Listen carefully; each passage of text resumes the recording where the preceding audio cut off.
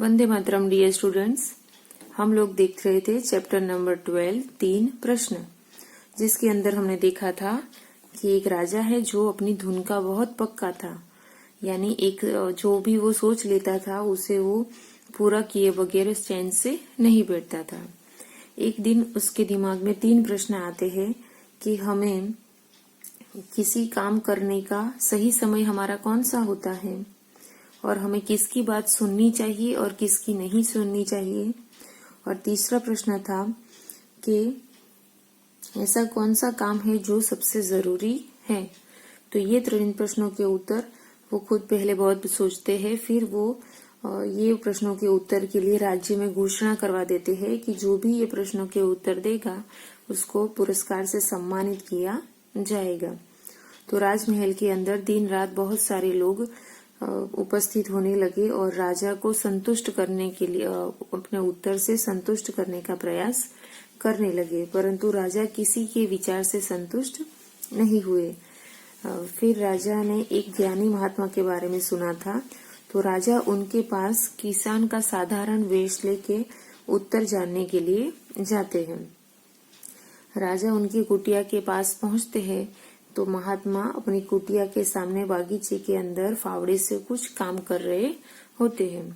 तो राजा उनके पास जाकर बड़ी ही विनम्रता से वो तीन प्रश्न दोहराते हैं और बताते हैं कि मैं ये प्रश्नों के उत्तर जानना चाहता हूँ। तो महात्मा उनको कुछ उत्तर बताते नहीं और उनकी पीठ थपथपाकर वापस अपने काम में जुट जाते हैं।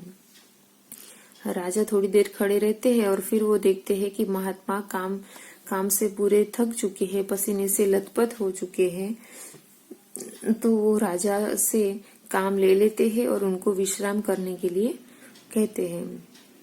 सुबह से शाम तक राजा बागीचे में फावड़े से काम करते रहे। तब अचानक ही झुरमुट से यानी झाड़ियों के अंदर से एक घायल आदमी भागते हुए उनके पास आके गिर जाता है। तो घायल आदमी के पेट में लगी चोट से बहुत सारा खून बह रहा होता है। तो राजा उसकी चोट पर दवाई लगाते हैं और अपने कपड़े को फाड़कर उसमें से उसकी पट्टी करते हैं। ये देखकर वो घायल इंसान राजा से माफी मांगने लगता है। तो अब हम देखेंगे कि वो ऐसा क्यों करता है। राजा ने उससे पूछा, तुम मुझसे क्षमा क्यों मांग रहे हो? वह बोला, पिछले युद्ध में जब आपने मेरे राज्य पर हमला किया तो आपके हाथों मेरे बंधु बांधव मारे गए थे। आज मुझे जब पता चला कि आप महात्मा से मिलने अकेले आ रहे हैं तो आपकी हत्या करने के इरादे से छुपकर आपके लौटने की प्रतीक्षा कर रहा था। देखो वो आदमी क्या बताता है कि मैं जब आपने मेरे राज्य के ऊपर एक युद्ध किया था तो वो युद्ध के अंदर मेरे बहुत सारे बंधु बांधव यानी नाते रिश्तेदार मारे गए थे। तो मैं आपसे उसका बदला लेना चाहता था, इसीलिए मैं यहाँ पे झाड़ी में आपकी प्रतीक्षा कर रहा था, आपकी वेट कर रहा था, आपकी राह देख रहा था। आपके सेवक ने मुझे पहचान लिया और उसने मुझ पर हमला कर दिया। अपनी जान बचाता हुआ मैं यहाँ आ गया और आपके सामने गिर पड़ा। क्या बताता है कि मैं आपको मारने के लिए झाड़ियों में छुपकर बैठा हुआ था, वहां आपके सिपाहियों ने मुझे पहचान लिया और मुझ पर हमला कर दिया और उनसे बचते हुए मैं यहाँ पे आपके सामने आकर गिर पड़ा। मैं आपकी हत्या करना चाहता था पर आपने मेरे जीवन की रक्षा की। मैं बहुत लज्जित हूँ। क्या बताता है कि मैं तो आपको मारना चाहता था और आपने मेरी जान बचाई, इसीलिए मैं बहुत लज्जित हूँ, मैं बहुत शर्मिंदा हूँ। राजा यह जानकर बहुत प्रसन्न हुआ कि उनके शत्रु का हृदय परिवर्तन हो गया। राजा को इस बात को जानकर खुशी होती है।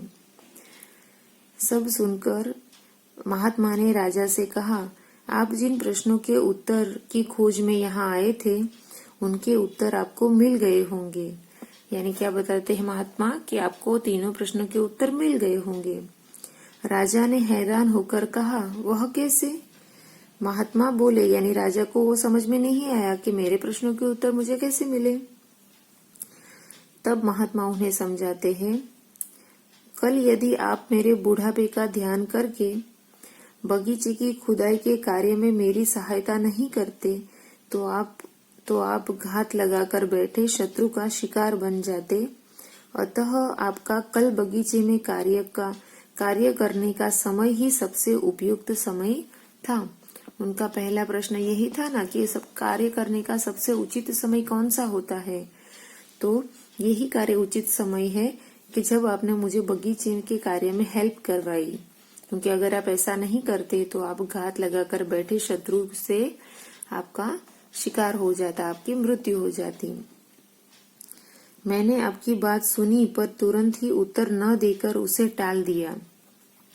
दूसरे प्रश्न का उत्तर क्या बताते हैं कि तुमने मुझे प्रश्न किया पर मैंने तुम्हारी प्रश्न के उत्तर देने के बजाय उसे टाल दिया। मैं उत्तर दे सकता था परंतु उस समय टालना ही भलाई थी।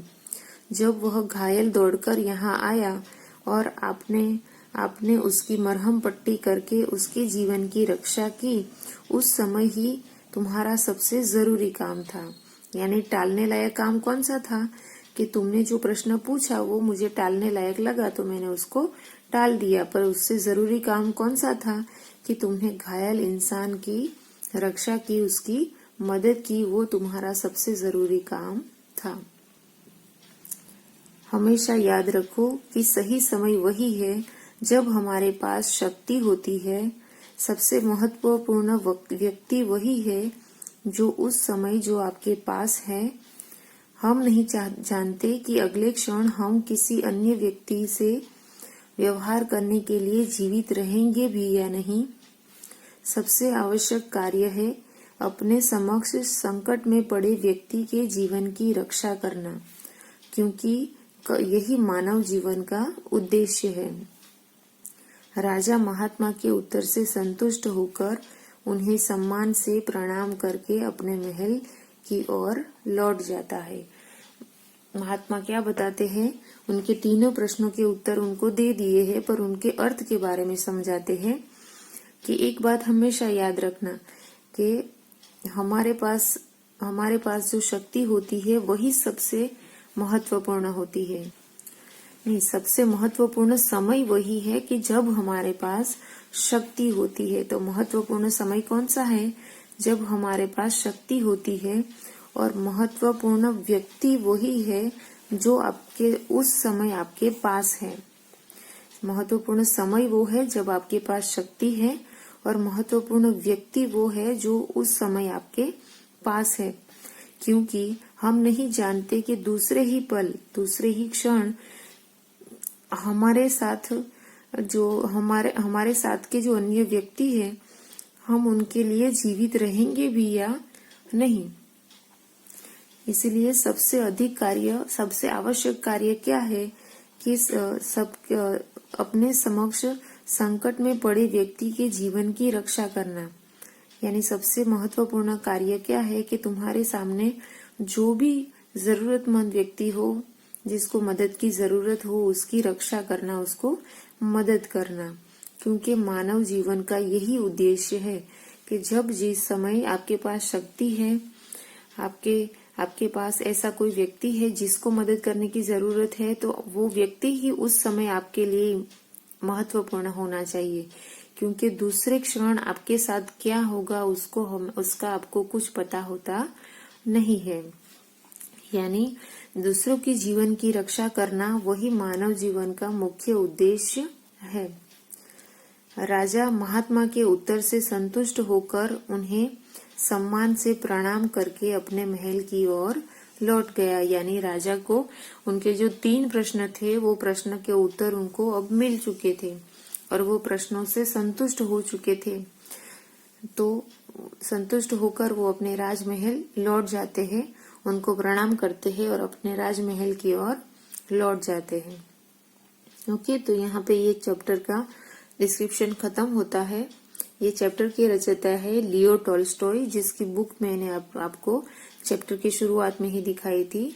तो उनके द्वारा रचित 23 कहानियों में से एक कहानी 3 प्रश्न, जिसको आज हमने पढ़ा। नेक्स्ट वीडियो में हम चैप्टर की एक्सरसाइज देखेंगे। ओके। Bye students.